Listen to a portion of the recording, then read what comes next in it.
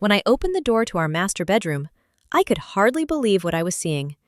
The man who had been laughing and joking at the dinner table just half an hour ago, sipping wine and telling stories, was now tangled up with his ex-wife in our bed. The same bed that I'd shared with him for years. There they were, their bodies pressed together, moving in ways I thought were reserved for only the most intimate of moments, except this time it was with her, not me. His fingers caressed her like it was a scene out of some twisted romance, and the sheets, now disheveled and crumpled, felt like a mockery of everything I had once trusted. The betrayal hung in the air, thick and suffocating, and I stood frozen, unable to look away as the man I had loved, the man who promised forever, was in the arms of someone else on the very spot where we had shared our dreams. I didn't scream or cry. I simply turned around in silence and began packing his things.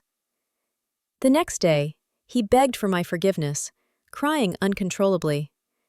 But my son looked at me and said, "Mom, all I need is you."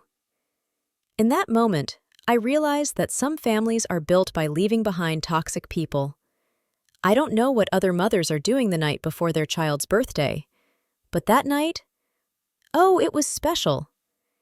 There I was, standing in the kitchen, stirring a pot of raspberry jam like a complete idiot, my wrist burning from the effort as if the universe itself was laughing at my expense. I pulled the cake layers out of the fridge, slipped, almost face-planting into the floor like a slapstick comedy routine. And only then, when I caught myself from going full disaster mode, did it hit me. 5 hours. I had been in this godforsaken kitchen for 5 hours, and Mark still wasn't home. I glanced at the clock, hoping it was some kind of sick joke. 10:13 p.m. We had a deal. After work, he was supposed to help me set up the living room, double-check the menu for Daniel's birthday tomorrow. Promise made, promise broken. Of course, this wasn't the first time. Oh no, this wasn't even close. Mark had perfected the art of disappearing when things got real. But tomorrow, Daniel's 10th birthday. This wasn't something I could just throw together. This kid was a genius. He saw every little shift in my mood, every slight twitch in my eyebrow. He deserved a birthday where we weren't all pretending we were one happy family, all smiles, while I was left to juggle everything alone like some exhausted clown. Where the hell was Mark? Probably off doing whatever he wanted while I was knee-deep in this mess. Then, of course, my phone rang. Penny, the lovely mother-in-law. I took a breath, like I was prepping for a fight, before I answered. "Hello, Mariana," she said, in that tone that could cut through steel. "I just spoke to Mark. He said, Monica will be coming tomorrow too." Monica. The name hit me like a freight train. I was not calm. I wasn't the type to jump to conclusions. I wasn't the type to scream at the first sign of trouble. But as I stood there, staring at my reflection, the truth hit me like a wrecking ball.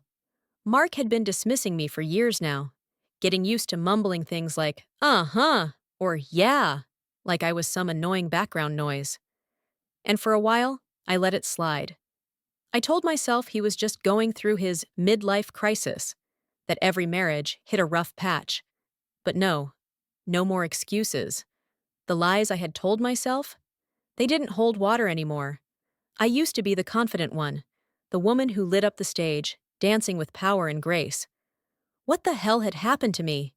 Now, the night before my son's birthday, I was alone, in the kitchen, slicing fruit, setting up balloons, icing a cake, while some other woman was going to waltz into my family's party.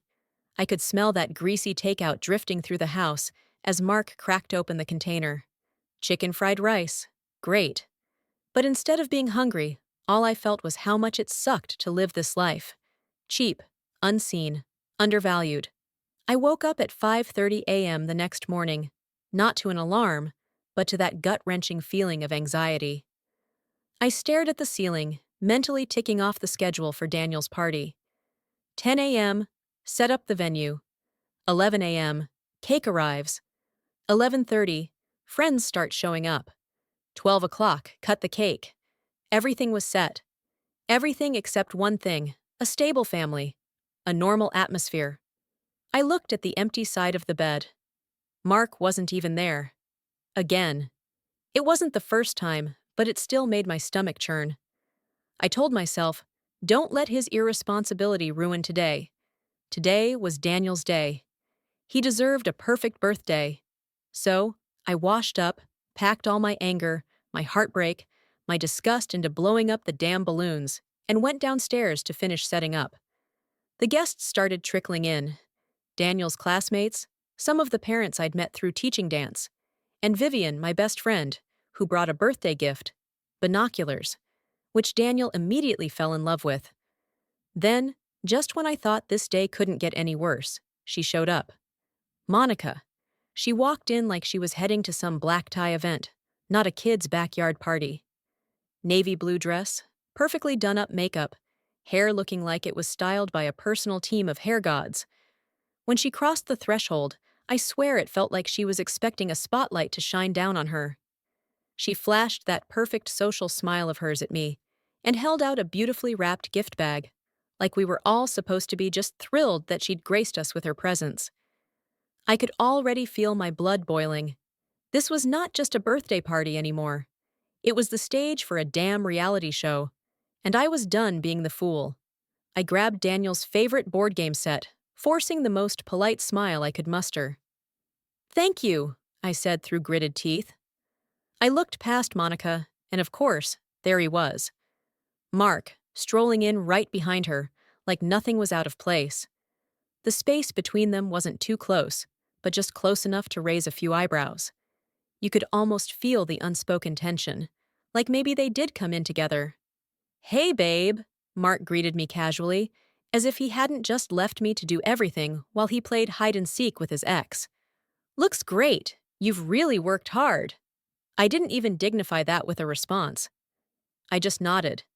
By noon, the party was in full swing, kids running around with water guns, balloons flying all over the place, and Daniel's pre-selected playlist blaring in the background.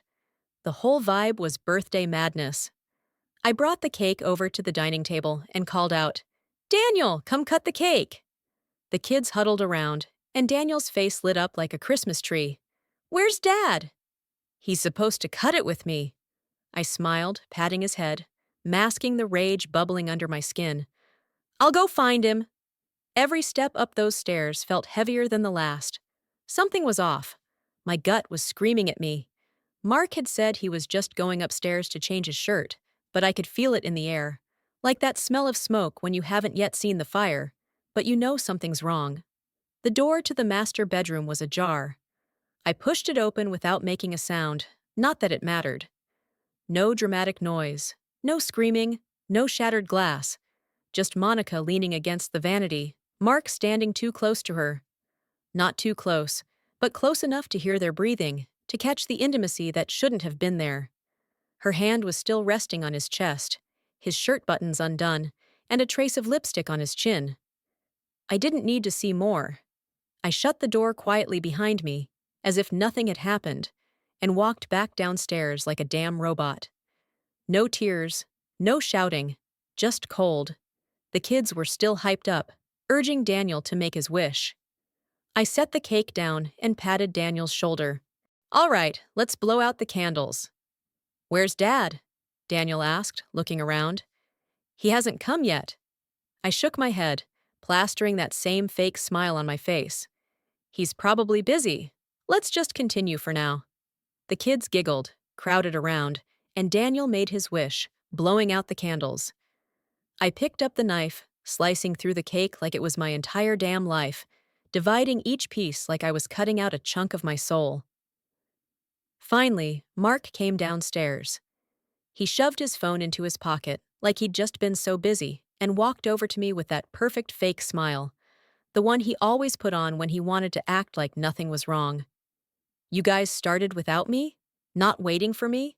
That's really disrespectful."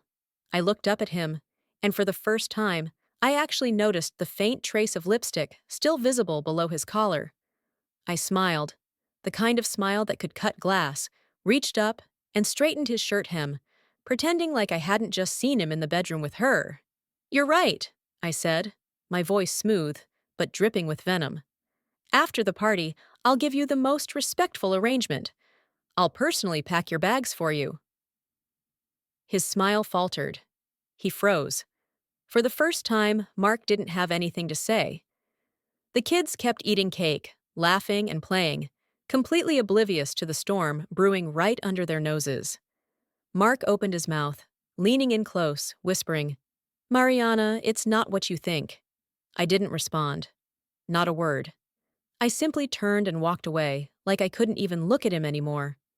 His suitcase was sprawled open in the foyer, like it was just a casual thing, the way he always left his crap everywhere, unprepared for any consequences.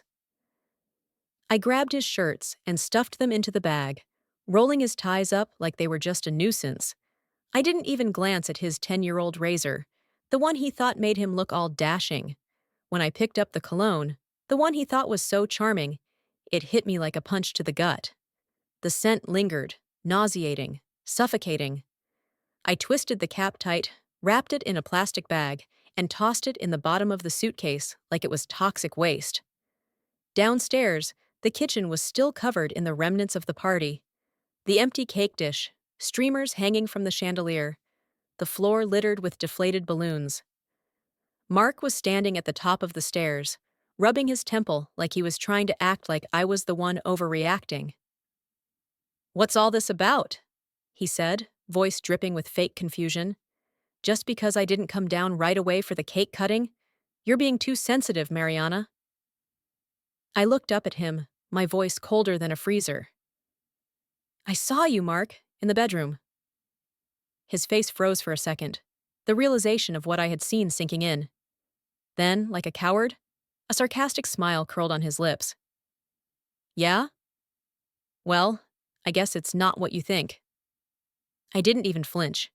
"No, Mark, it's exactly what I think." "You're always glued to Daniel. The dance school, the pickups, the damn scheduling. It's like I don't even have a place in this house anymore." His voice, a pathetic whine, ratcheted up, almost searching for some half-baked excuse, a flimsy shield for the bombshell I instinctively knew was coming. I just stared, a hollow pit where my heart used to be. "Oh, so that's it?" My words, sharper than a surgeon's scalpel, cut through the air. All those years I trashed my career, dragged myself out of bed for a sick kid at 3 a.m., wrestled every damn household crisis alone. That makes me too cold for your needs? Is that why you needed another woman to fill the void, Mark? He winced, a flicker of something resembling shame. Or maybe just annoyance that my truth stung him. "You don't understand a man's needs," he muttered, his jaw tightening. I couldn't help it. A dry, humorless laugh, raw and ragged, ripped from my throat. It was the kind of laugh that only comes when the cosmic joke finally lands, when the last piece of the puzzle slots into place with a sickening click. "Oh, I don't understand," I sneered, stepping closer. "Because a real man doesn't confuse his own spineless weakness, his pathetic desires, and his utter lack of responsibility, then blame his wife for being too motherly after he's just betrayed her." The words hit him like a physical blow. His face contorted, a flash of pure, venomous rage replacing the flimsy shame. Before I could even blink, his hand lashed out, a searing pain exploding across my cheek. Then, with a grunt of pure, unadulterated cowardice, he shoved me. My feet lost purchase on the polished floor, my head snapped back, and I crashed to the ground, the impact jarring every bone. The world spun. He stood over me, panting, silent. Half a minute stretched into an eternity, filled only by the ringing in my ears and the thud of my own heart. Then, Daniel's bedroom door creaked open. Small footsteps pattered from upstairs. Number, not like this. Not for him. I scrambled up, my body screaming, but my mind ice cold. Snatching the keys and garage remote, I took a deep, shuddering breath. "I won't waste another damn word on you today," I spat, my voice barely a whisper, yet loaded with more venom than a viper. "If you're so intent on staying in this toxic mess, fine. I'm taking Daniel to Vivian's. You want to keep playing the victim? Go ahead. Wait for Penny to come defend you." He moved to take a step, perhaps to reach for me, but I shot my hand up, my eyes burning. Don't touch me, and don't you dare play games with Daniel. Daniel stood at the top of the stairs, a tiny figure in his rocket-patterned pajamas, clutching his little blanket. His eyes were sleepy, a little unsure. Mom? Where are we going? I walked to him, my gaze fixed only on his small, precious face. Taking his hand, I squeezed it tight. Sweetheart, we're going to Aunt Vivian's house for a few nights. She has your favorite cartoons ready to watch with you. He nodded, didn't ask another question, just squeezed my hand back, a lifeline. As we walked out, Mark stood rooted in the center of the living room, a pathetic statue of silence. Not a peep from him. Maybe his brain finally short-circuited. Or maybe, in his clueless, self-absorbed world, he truly believed this was just another tantrum I'd get over, just like before. But this time, I was truly, irrevocably done. My phone buzzed as I pulled out of the neighborhood. Penny. Her voice, already loaded with self-righteous reprimand, squawked through the speaker. What are you doing? Mark says you're leaving. Are you crazy? Have you thought about Daniel's feelings? I let out a raw, bitter laugh, flipping the call onto speaker. Oh, you mean when your precious man was cozying up to another woman? Then did he think about Daniel's feelings? A beat of stunned silence, then her sneering response. Men. They make mistakes sometimes. Is it really that hard for you to understand? Marriage is never without its bumps. I slammed on the brakes, gripping the steering wheel so hard my knuckles turned white. You're goddamn right, Penny. Marriage has its bumps. But it's not about one person betraying with impunity, while the other acts like nothing's wrong and stays in the house, picking up the pieces from a violent, cowardly attack. Before she could spew another word of her toxic nonsense, I hung up. The car fell silent, heavy with unspoken truths. I glanced at Daniel beside me, clutching his blanket, staring out at the passing streetlights. He didn't say a word, but I knew. He'd heard everything. That night, sleep was a cruel joke. Daniel curled up quickly in Vivian's guest room, but I lay on her old couch, staring at the ceiling, one burning question searing through my mind. How much longer could I keep tolerating this absolute bullshit? Vivian had left the door ajar, the familiar, clean, warm scent of her lemon verbena candles hitting me the moment I stepped inside. A false sense of security in the face of my shattered reality. She took my suitcase, her voice a soft balm. Red wine or warm milk? I've got both ready. I shook my head, exhausted. Milk, please. It helps Daniel sleep better. She nodded, no questions, just headed to the kitchen. After Daniel had his milk and snuggled into bed, I finally sank onto Vivian's worn sofa. My body sagged with exhaustion, but my mind was a churning storm. Vivian sat across from me, cradling her steaming cup of tea, her eyes full of concern. You look like a commander who just finished a battle, Vivian quipped, though her eyes were still swimming with that worried glint. I just managed a ghost of a smile. Maybe it's just that this battle has been a 10-year war, Vivi. Tonight's the first time I actually turned to the first page of the damn map. She waited, quiet, letting me gather the wreckage of my thoughts. I never even considered he'd cheat, I began, my voice a raw tremor I couldn't quite contain. I didn't expect it to go down on Daniel's birthday, in our bedroom, with his ex-wife. The sheer audacity of it still made my gut clench. Then he waltzes downstairs, all high and mighty, and accuses me of not respecting him. That's when he hit me. That's when he shoved me to the floor. Vivian just shook her head, a silent lament for all the women who'd heard this tune before. Men, she sighed, her voice heavy. When they're caught with their pants around their ankles, they always like to blame the woman for not being sweet enough, for being too cold. I let out a bitter, choked laugh, the kind that tasted like ashes. You're right. I even started to wonder. Maybe I was too cold, too damn busy, too utterly exhausted. Maybe that was his excuse, his ticket to Penny. Mariana, Vivian cut me off, her tone sharp, serious. You are not cold.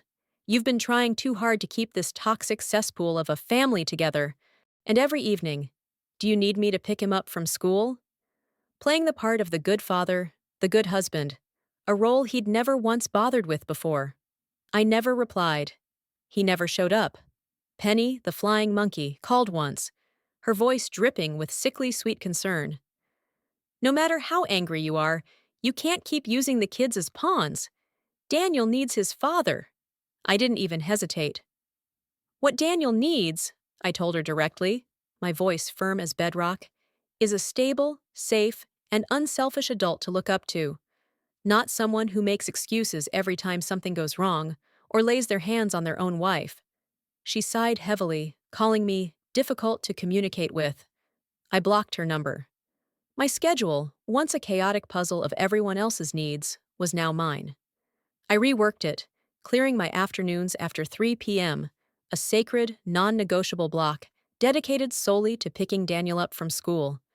This was my new life. This was my hard-won peace. A few times he'd skip toward me, his little backpack bouncing, waving at me. "Mom, you're here early today. My friends say you drive really cool." I smiled and ruffled his hair. "You tell your friends I'm not just cool, I'm your most loyal driver and bodyguard." He giggled and tugged me toward the car. "Let's go, bodyguard, we're getting ice cream." At night, when it was just the two of us at home, it was quiet like a reward. I no longer got interrupted at dinner. No longer worried about who wouldn't come home at night. No longer needed to listen to a man say, with a dismissive tone, "This meal's not bad." We started to find our rhythm. Daniel set the table, always putting the spoons the wrong way around, and laughing while waiting for me to correct him. I'd play his favorite album while he took a bath, like setting up a hotel experience one night. I even opened a bottle of red wine for the first time in ages, and sat on the balcony watching him do somersaults in the backyard while writing his weekly journal. That was when I realized the sense of family completeness was never about the number of people, but whether our hearts were truly together. One day, while picking Daniel up from school, he suddenly asked, "Mom, will you and Dad get back together?" I froze for a second. "Why do you ask that all of a sudden?" He looked out the window, his voice soft but serious. "Because I think you're happier now." I paused, my hand tightening on the steering wheel. "You didn't smile much before," he continued. "You were always busy sighing, calling Dad, or looking at the clock waiting for him to come back." I stared at the countdown for the red light, hearing his next words, almost make my eyes burn with tears. "Now you're a little like the mom I remember when I was younger, the one who smiled like she was really happy." I took a deep breath, gently running my hand through his hair. "Thank you for telling me that, Daniel. Do you think if it's just the two of us, you'd be sad?" He shook his head. "I know you and Dad have problems. No need to explain. Sometimes I feel like he doesn't really like me." I froze. "Why do you think he doesn't like you?" He didn't answer right away, just stared at the seat back in front of him, quietly saying a few times. I heard him on the phone saying that if it weren't for me, you two might still be happy together. My heart lurched, like I had been hit with something blunt. I forced myself to keep the car steady as I drove into the driveway. That night, I stood outside his door for a long time, listening to his steady breathing, slowly easing the weight on my heart. I realized that what truly made it impossible for me to turn back wasn't Mark's infidelity, not Penny's cold sarcasm, nor the years of neglect and indifference. It was my child who in his short 10 years of life had already gotten used to not being welcomed, who had learned to recognize who truly loved him. I couldn't let him carry that doubt anymore, and I couldn't let him think that in love, betrayal could be tolerated, and in a family indifference could be accepted. I had to be his example, starting now. I never thought I'd willingly meet Monica one-on-one again. She was part of Mark's past, and for a long time, the embodiment of my pain. But when she sent that short message, I didn't hesitate. "We should talk, not about Mark, about us." I replied with one word. "Okay." We met at the cafe in the town center by the window, where you could see the old bookstore across the street and the fountain in the square. She was already there when I arrived, wearing a slate gray trench coat. Her hair was looser than it had been at Daniel's birthday party, and something about her seemed softer, less guarded. When I sat down, She handed me a cup of hot tea. I remember you don't like coffee. You've got a good memory. I took a sip, didn't bother to say, thank you. She didn't dance around anything. You saw us upstairs that day, didn't you? I looked at her, but didn't respond. She gave a bitter smile. You didn't say anything, maybe because you were too calm, or maybe because you already knew it wasn't worth the fight. You're not denying it, I asked. She shook her head. Of course not. Honestly, I wasn't even trying that hard to fake anything that day. Mark kept dropping hints about how miserable he was, how you'd changed, how you didn't understand him anymore. I wanted to see for myself, and I did. You were clearer than I expected, and far more dignified than I imagined. I stared at her eyes for a few seconds. So what are you really trying to say? She leaned back in her chair, meeting my gaze with unsettling calm. I just wanted you to know you're not the only one he lied to. You're not the only woman who ever believed in him. I paused, my voice flat, as if we were talking about someone I didn't know. Why did you two get divorced? She didn't answer right away. Took a sip of her coffee first. Then said slowly, You think I cheated first, right? That's what he told you. I said nothing. She continued. Yes, we were both unfaithful, but he cheated first. I was the one who asked for the divorce, because I figured something out before he did. Mark doesn't really love anyone. He only loves the version of himself that's adored. I furrowed my brow. I used to think he was nostalgic, that he just couldn't let go. But that's not it. He needs someone orbiting around him, telling him he's wonderful. The moment you stop doing that, he starts looking for a new audience. She paused carefully, choosing her next words. He cheated during your first year of marriage. You know, with a client from work. You were still teaching ballet 6 days a week, then weren't you? My fingers clenched around the teacup, the handle giving a soft click under the pressure. I'm not here to reopen wounds, Mariana, she said gently. I'm here to tell you it wasn't your fault. Not because you worked too hard, or were too tired, or too distracted. This is his flaw. He lacks loyalty at his core, and he doesn't intend to fix it. I stared out the window at the fountain. A gust of wind lifted a few loose pages off a nearby bench, sending them spinning through the air. She added softly, Remember how fast he married you? Our divorce papers weren't even final, and he was already spending weekends at your place. He didn't move on, he just rushed to find the next stage. I took a deep breath. I really thought I'd won, I said quietly. So did I. Monica shrugged. You know, I never told him this, but the reason I didn't have a child with him, it wasn't because I didn't want kids. It was because I knew he'd never be a real father. I didn't want my child to grow up wondering if they were the reason everything went wrong. That hit me like a nail straight into my chest. And for the first time, I said something I had never told another soul. Daniel thinks his dad doesn't like him. He overheard Mark once saying, If it weren't for the kid, life would be easier. Monica closed her eyes, as if the words physically hit her. Mariana, she said softly. He wasn't bad to you. He's just not good to anyone leaving him. You're not just saving yourself. You're showing Daniel what's worth holding on to and what needs to be left behind. I nodded, and suddenly the weight in my chest lifted. This conversation wasn't a showdown.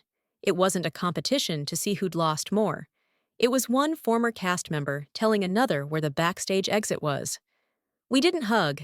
We didn't even say goodbye. We simply stood and walked off in separate directions. But I knew in that moment Mark was no longer the man from my past.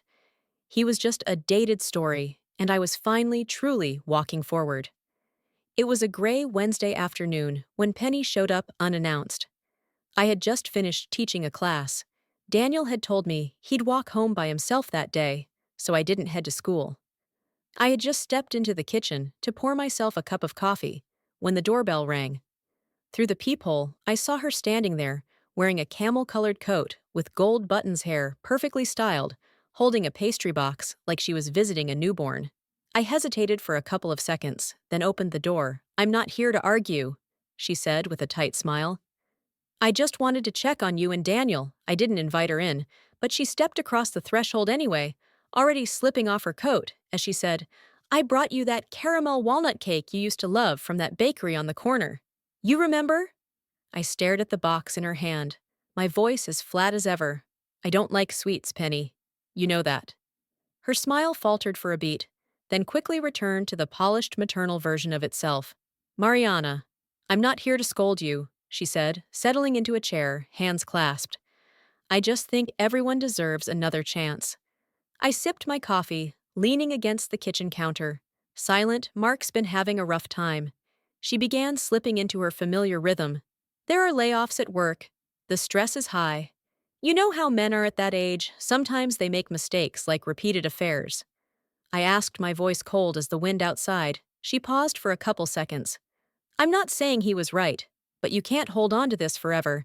He's Daniel's father. He's your husband. It's not something you can just walk away from. I walked over and gently placed the coffee cup in front of her. So you're here to ask me to let it go? To go back to trusting a man who cheated on me on my son's birthday? She opened her mouth to object, but I didn't give her the chance. Do you know the last time Mark helped Daniel with his homework, second grade? Do you remember when Daniel had a 104-degree fever at age 6? Who sat in the air all night holding him, who couldn't be reached, didn't even call back? I stepped closer, locking eyes with her. Do you know, he once told Daniel that if it weren't for him, maybe we would have been happier. Penny's face darkened, her gaze, shifting lips, tightening, kept going. And now you want me to keep my son in a household where he's never affirmed, never understood, never truly loved. You want me to go back for what? A title. A fantasy of a complete family. Just then, the sound of a key turning echoed from the front door. Daniel stepped in, backpack slung over one shoulder. He froze when he saw the scene in the living room. "Grandma," he said, surprised, but then walked over and gently placed a hand on my arm. I glanced at him but said nothing. Penny looked at him and softened her voice. "Sweetheart, I just came to see how you and your mom are doing. We're still family, right?" Daniel paused, then said, "Seriously, but real family shouldn't hurt each other." Penny's expression collapsed. I leaned down and whispered, "Go put your backpack upstairs, sweetheart. Mommy will be right there." He nodded and trotted up the stairs. I turned back to face her, my voice low but firm as steel. You never saw me as family. I was just the woman you all needed, the mother to raise your grandson, the wife to manage your son's mess, the one to plan your parties, cook your dinners, and stay obedient. I smiled faintly. Too bad that woman, the wife, she's gone now. Penny stood, her fingers trembling slightly, as if she still wanted to say something. I calmly opened the door and motioned for her to leave.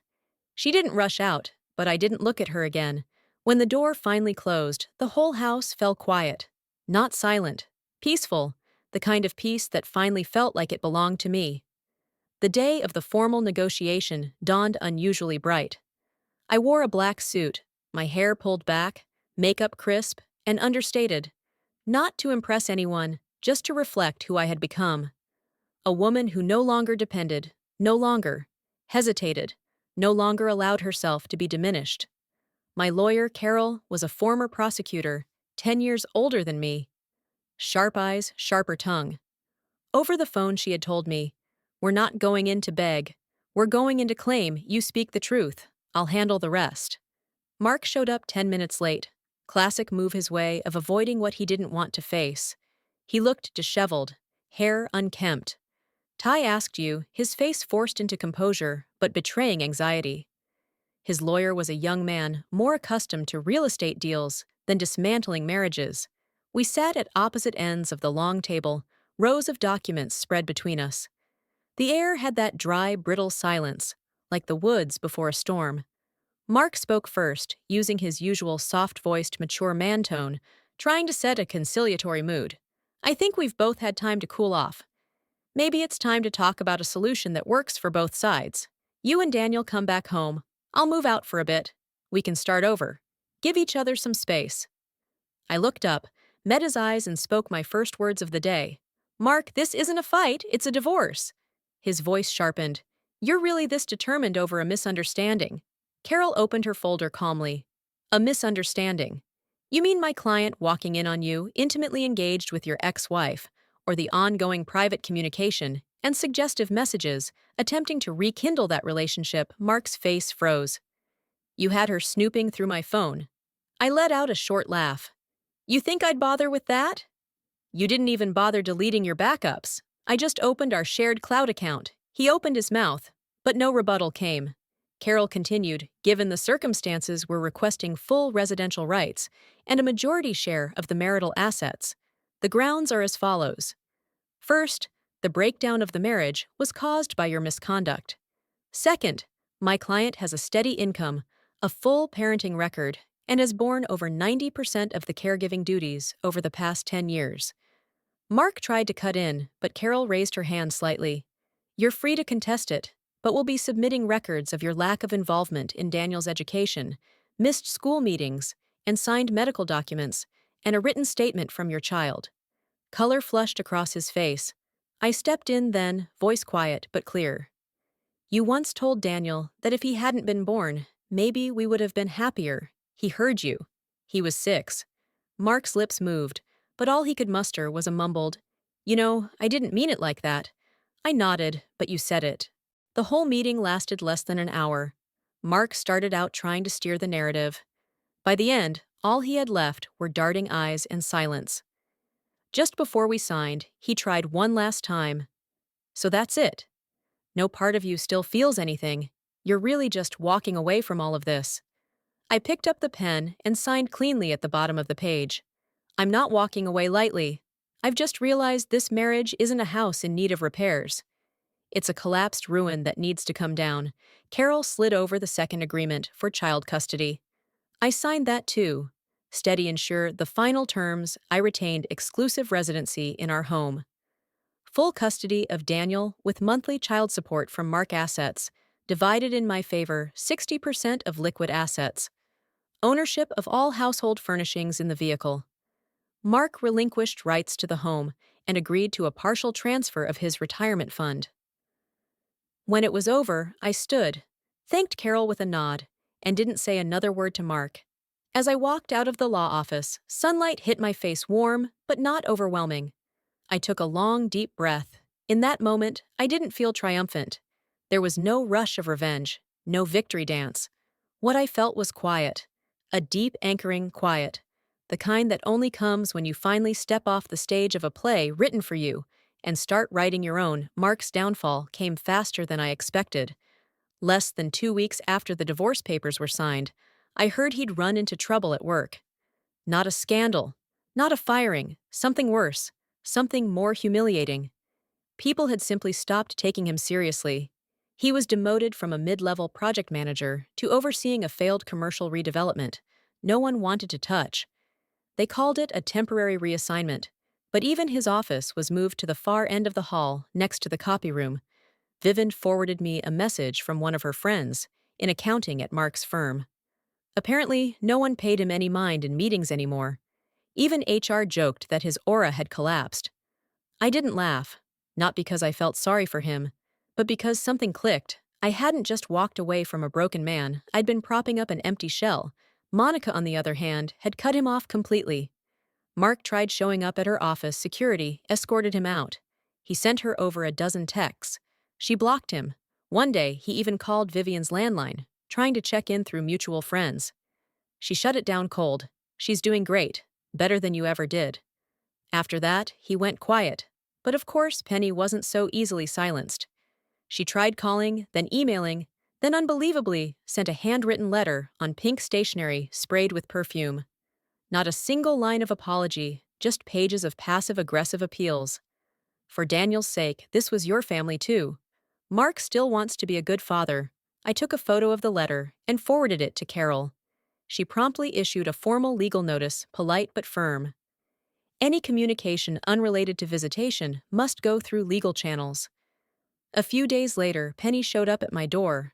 I didn't answer. I just watched her from between the living room curtains, standing on my porch, with a gift box wrapped in a faded red ribbon. She knocked more than a dozen times, then finally left the box and walked away. I didn't open it. I tossed it straight into the trash, ribbon and all. That night, I sat on the balcony, watching Daniel in the backyard trying to master his cartwheels. He wasn't good at it. His landings were crooked, his arms wobbly, but he kept going, falling, standing, laughing, trying again. And I realized this child had something I'd never allowed myself to have. Freedom. I had stayed for him. I had endured for him. But now I had something else to do for him, to become someone he could look up to, not as the woman who held it all together, but as the woman who walked away. The next day, I walked into a local community theater rehearsal hall. The floor was scuffed, the sound system glitchy, but standing on that gray-blue stage, my heart felt like it had finally returned to the center of my chest. The director, a silver-haired woman named Tess, scanned my resume. "You haven't performed in over 10 years." I nodded. "I've been teaching and doing other things." She studied me for a moment, then asked, "Why now?" I answered without hesitation.